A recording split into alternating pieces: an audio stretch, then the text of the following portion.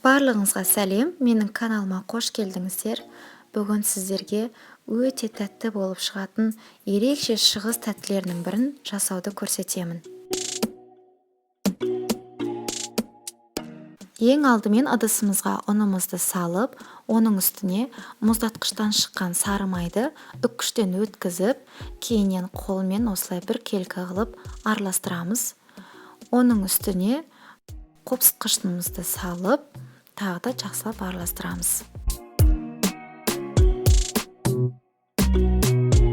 Қаймаққа немесе айранға 2 сары уызымызды салып, араластырып, жаңағы ұнымызға құйып, жақсылап бір келкі қамыр жасаймыз. Қамырымызды целлофан пакетке салып, жарты сағатқа мұздатқышқа салып қоямыз. Кейіннен кептірілген сары өрікті және грек жаңғағын тура мейіздікіндей көлемде қылып, турап, оның үшеуін жақсылап араластырып аламыз.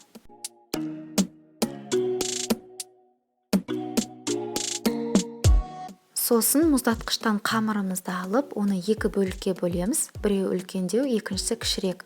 Сол үлкендеу қамырымызды алып жаямыз. Оның қалыңдығы 1 сантиметрдей болса болады.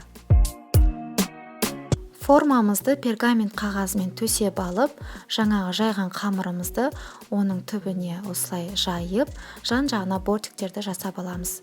Кейіннен жаңағы 2 сары уызымыздың ақ уызына тағы бір ақ уыз қосып, оған сахарная пудра қосып, осылай миксермен жай мендеп шайқау арқылы меренга жасайтын боламыз. Кейіннен формамыздағы дайын қамырға кептірілген жемісті және жаңғақты осылай жайып аламыз. Сосын үстіне меренгамызды да барлығын жақсылап формамызға сай қылып жайып аламыз.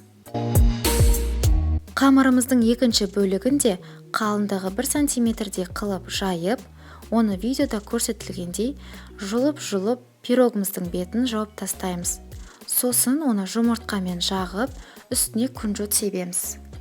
Сөйтіп 180 градуста пирогымыздың беті қызарғанша пешімізде пісіріп аламыз. Осымен біздің шығыс тәттіміз дайын, өте ерекше болып шығады. Міндетті түрде дайындап көріңіздер. Және рецепт ұнаған болса, лайк басып, менің каналыма тіркеліп қойды ұмытпаңыздар.